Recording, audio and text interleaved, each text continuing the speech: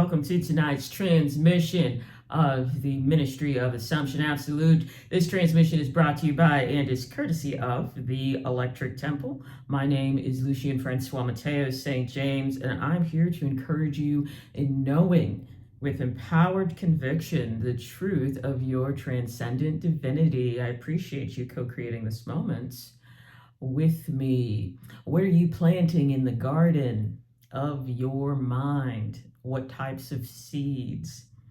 I got an 8-track back there. Strange story as to how I got it. I won't go off on an unrelated tangent as I love to do, because I see everything is connected, so I have no problem going off topic, but very, very quickly.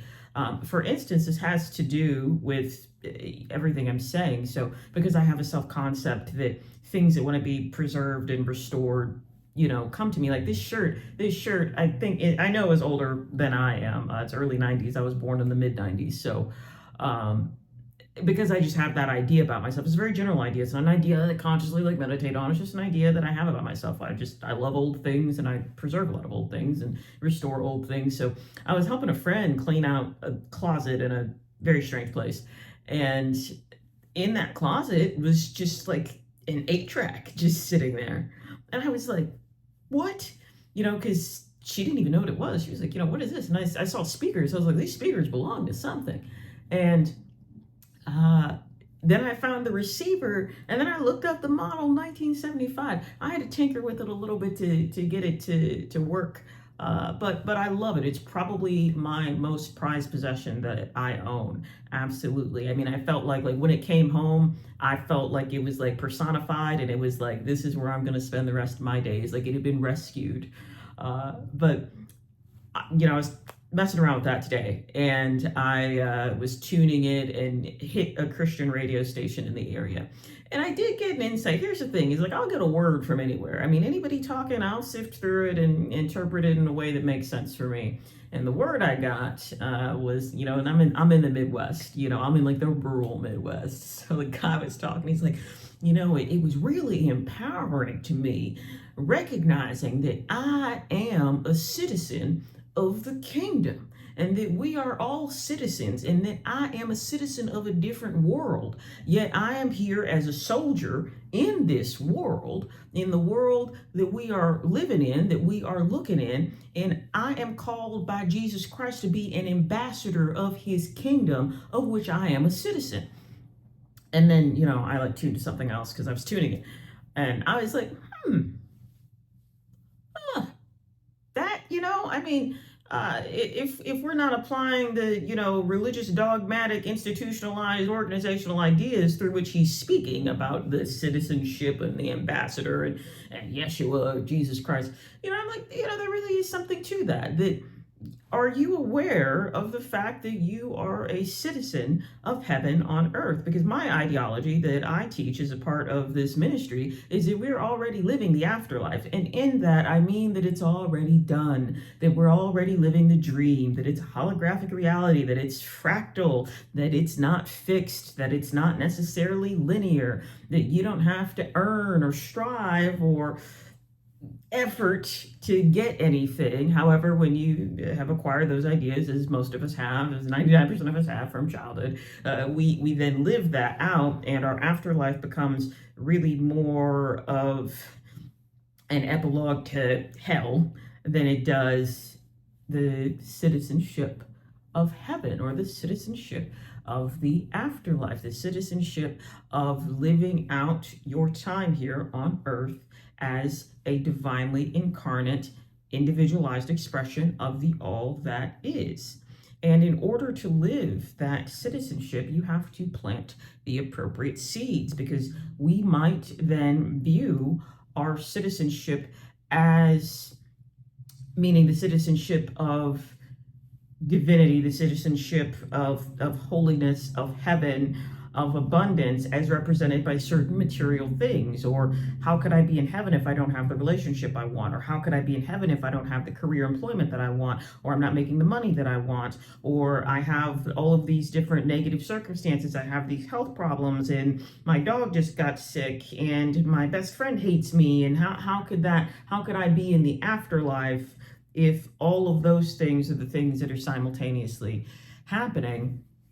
And what I would encourage you to do now, this then is a reference to, it is the title track off of the 1989 release From Tears for Fears. The album itself is called The Seeds of Love, but the song that I'm referring to, that thought it tied perfectly in well with this, is Sowing the Seeds of Love. And if you haven't, a lot of people, it actually was, it did chart, it was a hit, but the Seeds of Love album did not, I don't think it performed as well as Songs from the Big Chair, their 1985 release, which is the one that has Everybody Wants to Rule the World on it.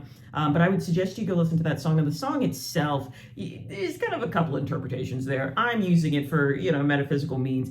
But the song itself, and it really does apply today. I don't do social geopolitics. On Substack, I was talking about how if you're criticizing somebody else, you're criticizing like an aspect of yourself. And then if you're criticizing an aspect of yourself, then you're just like bringing that negativity out of yourself into the 3D world, separating it from you, calling it something else. And it's just an overall just negative emotional experience. And then somebody like posted something under that about like social justice. They were like, well, if we don't criticize things, then how do they change? And I'll tell you something. I will tell you a real fucking, this is not even a story. This was like my life unfolding. I grew up in a white suburb in, again, the rural Midwest. We growing up, I don't affirm this now, but did not. I find I was how will I say it? I was subjected to a poverty state of consciousness. However, the school district that I went to and the neighborhood that I lived in was not of poverty consciousness. So basically, I was the poor black kid in an area of rich white kids in the rural Midwest. Okay. And this is why I don't do social justice. And I'm not saying it's wrong. I'm not saying we don't need protesters. I'm not saying we don't need people advocating. And I personally don't really care what your opinion about it is. I'm just telling you that, like, my experience with this, and then I went, and then for college, if that wasn't bad enough, I went to Catholic school for a little bit, got on drugs, got put back in public school. Again, mostly all white. The black kids, African Americans, whatever, Afro Americans, persons of color didn't like me because I look and dress like this. So I got bullied from them more than I did the white kids. But then the white kids were like, you're okay, but you're black. And so then I went to an even more rural Christian private institution for my undergraduate degree, did the same thing for my master's degree, and then went to work in a rural environment. So I mean, I'm rural. I'm rural, and I love being rural. I don't wish to live in a city. I don't wish to have had a different experience. But the reason that I don't really subscribe to a lot of social justice politics, the reason that I'm like not concerned about any of that, is because my experience was I experienced racism and homophobia and all the isms. Because I've checked so many intersectional boxes, non-binary, and then, this ethnic thing, and then, my sexuality is fluid, and people misunderstand that, and, and then religiously, I don't belong anywhere. So, I'm my sex at birth is different than my gender identity. So I've experienced all the isms. I definitely know, and I've experienced it from people that look like me because they were like, well, you look like me, but you don't act like me. So it's not like I found any refuge there. So my position on that, furthermore, in terms of like, well, if you can't criticize others, or this is going back to the seeds of love, if you don't care about what's going on outside of you, then how will the world change? And this is a question I'm saying, it comes up all the time, so it might seem unrelated, but it comes up all the time for me, is because I didn't stop experiencing racism in my life, and stop experiencing that type of ism type hatred until I got the Pharaoh out of myself. Now, what I mean by that, referring to Exodus, is that when this is my story, so I'm not telling you what to do. These are just ideas. These are encouragements for consideration. Okay, I'm not saying don't go to a protest. I'm not saying don't watch the news. I mean, I am telling you not to watch the news, but do what you want. I'm not telling you ever what to do. Until I got that root of hatred and inadequacy and unworthiness of, I'm not good enough, because I'm black, because not only was that happening, I was in the honors classes, I was, not only was I in a white school district, not only did I go to a private school for a period of time, but I had to go play golf, had to go be in marching band. I had to go do the most stereotypical, quote unquote, whitest, activities, which I don't believe in white or black activities. I do believe that there are activities that might be more catered to one or more cultures, stereotypically, statistically even, but I don't think that's worth anything because we're all different expressions of the same thing. So, but of course, I was involved in that world. And it wasn't until I got, and I would just really boil them down to inadequacy and unworthiness. Now, you might not be dealing with race issues, but this does apply to you, because until you get the ideas out of yourself about how you think the world is treating you, this applies everywhere to I'm talking about it through a racial lens. You're going to continue experiencing that. So it didn't. I mean, the undergraduate degree experience that I was a pre-med bio and chem, decided I'm not going to be a doctor, and then switched so I have a bachelor's, and at least on an undergraduate level, in psychology and philosophy. I doubled there, took a little bit longer. And all the philosophy, social justice wannabes, they were just white guilty. That's all they were. They wanted to pat themselves on the back because they had read James Baldwin and Audre Lorde. Like, they wanted to they wanted to be the saviors. They wanted to be, the white knights of the black struggle. And meanwhile, them being the only black person in the class, or maybe one of two, like, anything I had to say that was contrary to what they had to say, they had to talk over it and white-splain it and mansplain it and, like, make it right for them to feel good. So the answer's not out there. Even on a social justice level, the answer's not out there. I think it was Mother Teresa, and this is like a meme talking, but I think it was Mother Teresa that said, I'll never go to an anti-war rally, but I will go to a peace rally. It was like Mother Teresa or Gandhi or somebody, of that nature. And even if I'm wrong on the source, the statement being the same, that, like, if you're focused on what you don't want to be happening, then you're still focused on that reality existing. If you're focused on the reality that you do want. So the reality that I wanted was to be loved, to be accepted, to be appreciated unconditionally. And I gave that experience to myself, and I stopped allowing outside individuals to judge me for being queer or being black or being whatever. And now I live and walk around in some of the most rural areas. I mean, I remember I was speaking to a client, actually, that I'd met in one of these rural areas, and they were like, how the hell do you get along there? And I was like, what do you mean? And they were like, that location is known for, I was like, oh, I don't know.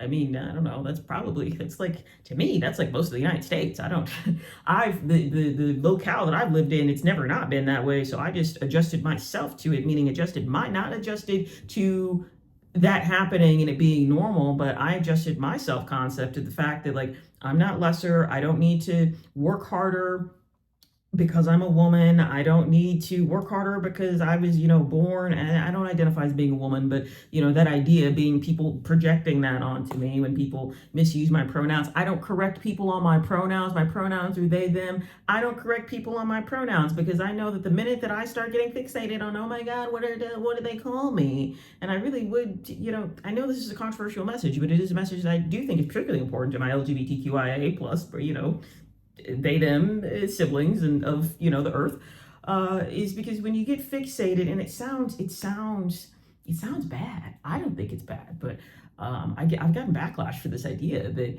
if I start getting fixated, so I'm just telling you what I do. You do what you want to do. But when I start getting fixated on people that call me she, and I don't identify, I identify as all and everything.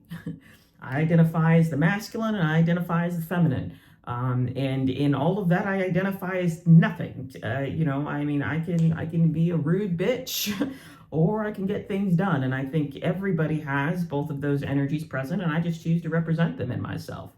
I don't get fixated on what other people have to say about how they view me, because they can only view me insofar as they can understand me through as much as they understand themselves.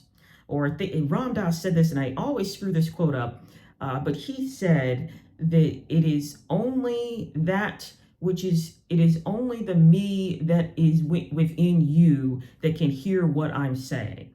So what that means is that it's only the aspects of myself, and not my ego self, but the representations of my particular individuation of source consciousness that resides in another person that allows them to hear what the fuck I'm saying, to understand me, and to, be able to grasp my ness on a conceptual basis. And most people are thinking in binaries. Most people are thinking just male and female. They just are. That's just what we've been told. That's just how we're living. That's just, so when somebody calls me, more recently I've been getting he, and I don't identify with she or he, but more recently I've been getting a sir in, places that I'm not necessarily known, or if I, have if I have a hat on, that I wear backwards, and it's like, oh, excuse me, sir. I don't identify with either of those. But it doesn't matter, because it's that person seeing me through the binary of how they perceive themselves when they look at me. When they look at me, what is the relationship they have with my appearance and my presentation in that moment? That's a reflection of their perception and has nothing to do with me. It's the version of me that they can see based on what they can see within themselves. Now, people that are more nuanced or just really, really trying hard to be politically correct, they understand more of the they-themness. But to me, it's a spiritual thing. I mean, it's not a political thing. It's not even really a social identity thing. It's just like, I've always been this way. I feel like I came here on earth to wear the flame of both, and I do. But back to the seeds of love. So what you can take away from that, not talking about race or social or identity politics, but I stopped subscribing to the narratives that the world had about me based on how I looked. Now, it doesn't have to be about how I looked. It doesn't have to be about how you look, but I stopped accepting those outside qualifiers or disqualifiers. I remember I just got my first penny board, and I asked a friend, Frank, in high school, it's like ninth grade, to go to the park with me, because I wanted somebody to go do something with. And she came with me, and she said, once I fell, because I had never been on a penny board before, I mean, apart from the 2 or 3 times, from having bought it, and it was steep hill. I wrecked, I crashed out, and she was like, see, this is why Black people shouldn't skateboard. And it's just stuff like that, stuff like, because you look a certain way, you can't do a certain amount of activities. So I made sure in my early 20s to get all of that out of me. Because you can't go around, I can't start a campaign about how you should stop making racial statements about Black people skateboarding. I mean, I guess I could, but that would be me trying to change the circumstance, when really and this might sound terrible to say, not for me, but, it requires you to look at yourself, is that, I grew up in an environment where very early on I was subjected to very racially polarizing ideas. I then, as a child, unknowingly accepted those ideas, and that was the reflection that I was seeing. So I decided, and this is before I knew anything about metaphysics or consciousness, I just decided, I'm not going to continue to be defined by this. I went to college, and then became a drug addict. So that was my new personality. It's I'm not going to be defined by your identity politics. I'm going to do drugs. Which are bad. Don't do drugs. But I'm not glorifying that. I think my past is just so ridiculous and so absurd. That's why I laugh about it. It's being dependent on substances is nothing that's funny. I've counseled many people that are in that scenario. I do think my particular path is just, I'm just called absurd.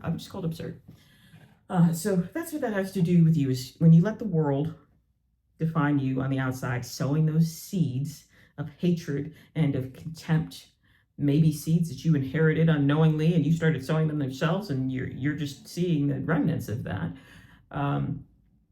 If you allow those to continue to define you, and then you try to go changing other people or changing the world or changing society, you change society by being the change. You're the man in the mirror. It's a very musical reference, many musical references tonight. Man in the mirror, MJ.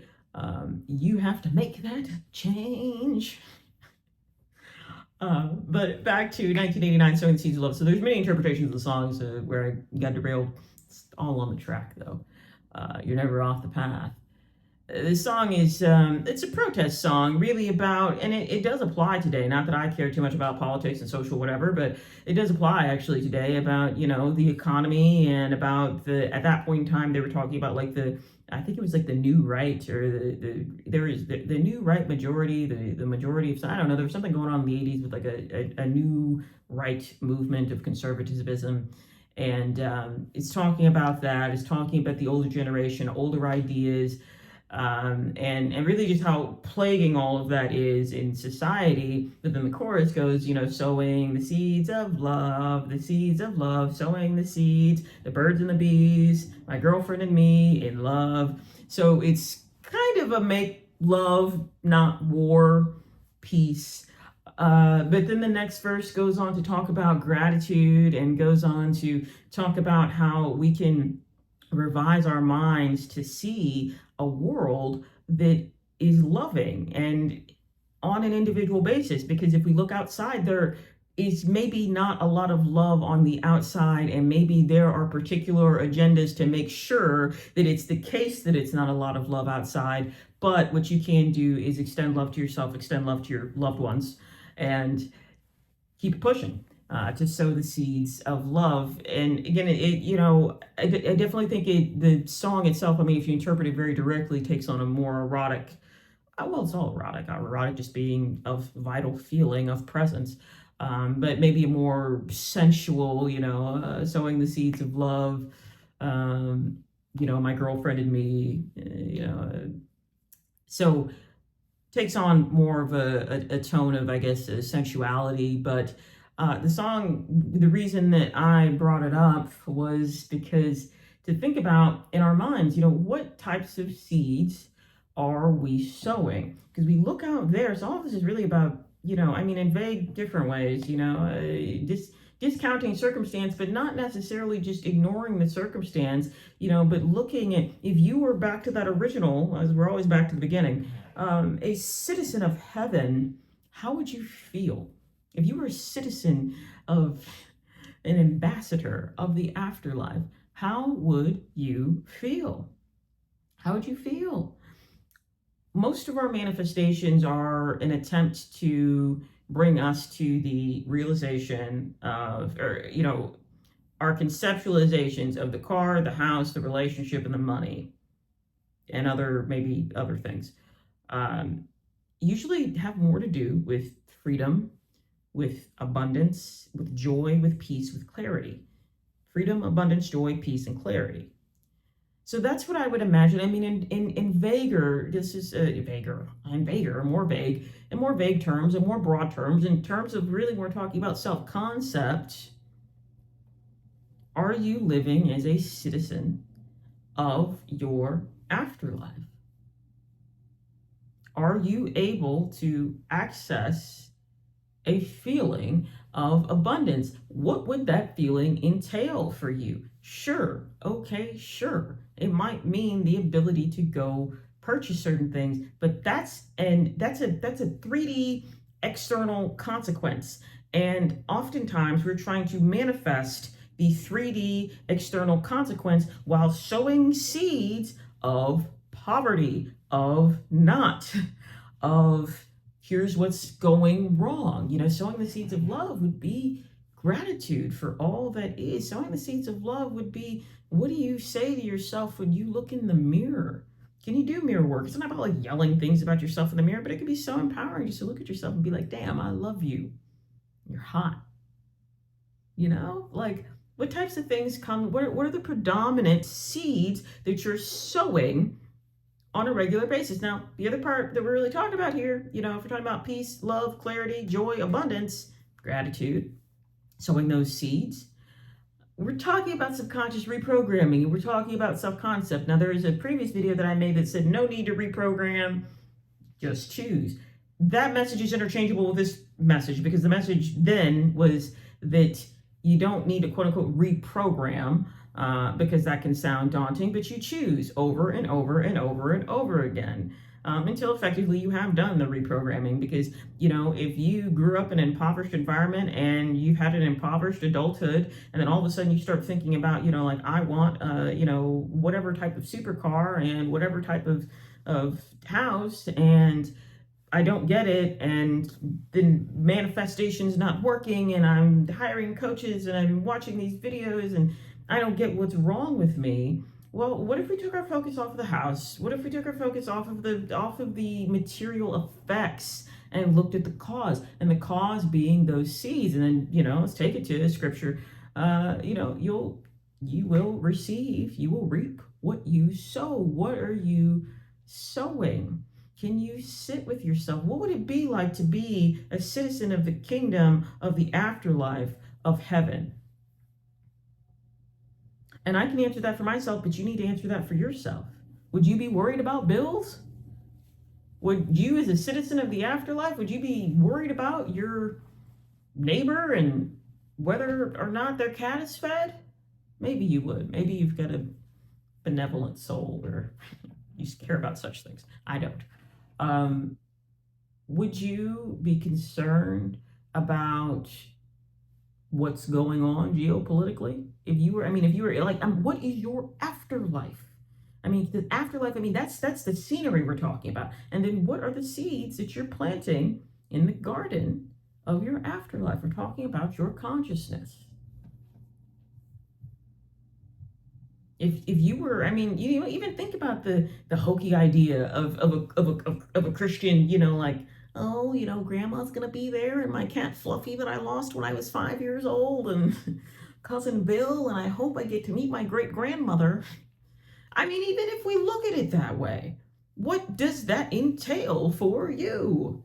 That version of heaven, because it's happening right here, right now, but we haven't sown the seeds of love into the garden of our mind.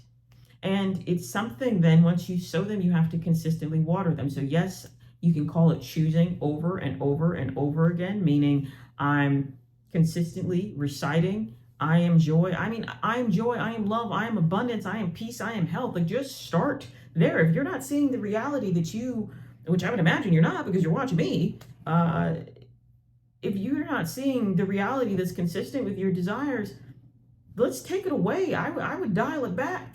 I would press reverse on the circumstances, because the circumstances are in effect. We have to look at the cause. And what then is the cause? The cause is you, and the cause is what you are consistently meditating on with your awareness, meaning your thoughts and your, I wouldn't even just say your thoughts, but your predominant belief systems, because a belief system is a series of thoughts about yourself.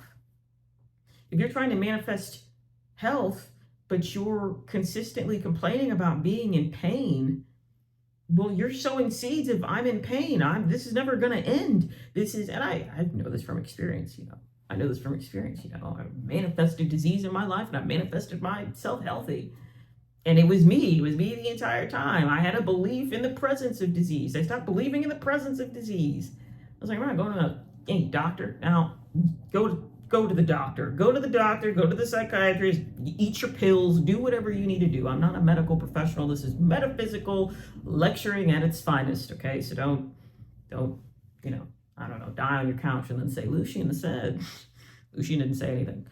But yeah, I personally, though, I don't go to doctors. Not gonna, because the medication is treating the limbs of the tree and not the root cause. I'm the root cause. I created this. I had to create myself out of it. So I would start, and I think the very first message I got of this was from a metaphysical rapper. His name is Huffy. I would definitely go look up his work if you are into. I'm not so much into hip hop, but his stuff is really pretty good. Very kind of hyper poppy, very layered, very synthesized, which I like. And this was when I was doing mindset coaching on TikTok about 3 years ago, and I got into contact with him, and he released a video one time that was, he said, like, just base affirmations for manifestation. I am loved. I don't remember quite what they were, but I am loved, I'm appreciated, I'm adored, or something like that. I, probably, subbed one of them out for my own, but that was really impactful for me, that I'm loved, I'm adored, I'm appreciated.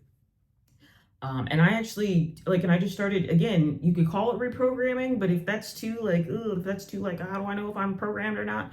I sowed that seed, and again and again and again I would choose it, or again and again and again I would water it, and then that started to have then material 3D effects on how people were treating me, because what I did was I changed how I saw myself. I changed, and I loved that. I was just like, man, I am loved. And it comes back to not just I am loved, meaning other people love me. It's just no, I am love. I am love. I radiate love. So this is what an afterlife would be like. If you're imagining a blue sky and clouds and great grandma Gertrude and freaking, Fluffy the dog or cat, it would be, you wouldn't probably be fixated on, oh God, when am I going to get my Ferrari? And if there is a Ferrari in your heaven, fine, but you're not fixated on it. You're not oh, when is it going to get here? Because that type of stress and that type of distance from that which you desire, well, that probably doesn't really fit into an idea of what heaven would be. Heaven wouldn't be a place where, or the afterlife, which is what we're living now, is my position, wouldn't be a place where you're striving and where you're upset and where you're wondering where the good stuff is going to be. The good stuff is there. Because you're whole, because you're already whole, so start with, what do you think about yourself? Start with base affirmations. What does your afterlife look like? Does it look like love and joy and abundance? Start saying you're those things, because if you're trying to manifest a supercar, for instance, but you're constantly wondering where it is, which means you're in lack, which means you're in scarcity, which means you probably have an I am that's conducive to that lack or scarcity, something along the lines of, I don't really get what I want. If you're looking for it and wondering where it is, well, then we have to go back to that. We have to go back to that I am. We have to go back to your conception of what you believe that this world is, what your place in it is, and how you feel about yourself. So, but basic stuff. I am love. I am joy. I am abundance. Choosing that, and choose it in the morning. I'm not saying flood yourself with positive thoughts. It's not about positive thoughts. It's about tuning to a frequency. You sit in silence, or you sit with a literal frequency of abundance, of joy, of peace, of clarity, of de-stress, of, healthy vibrations, of, bone and tooth restoration, whatever it is you might be going through. And you sit with the realization of that as a reality. Now you sow that seed of love. You be that love. Thank you for joining me and co-creating this moment for tonight's transmission of the Ministry of Assumption Absolute. My name is Lucien Francois Matteo St. James. This message is brought to you by and is courtesy of the Electric Temple. Don't forget to subscribe to the Liberation Chronicle, which is the written word of this platform. That link is below. And there is an exclusive podcast on Spotify called Dispatches from the Edge of Obvious. My mental leakage from the liminal. So would love to see you there. Until next time, and remember to be good to yourselves and others, because everybody's just a version of you anyway.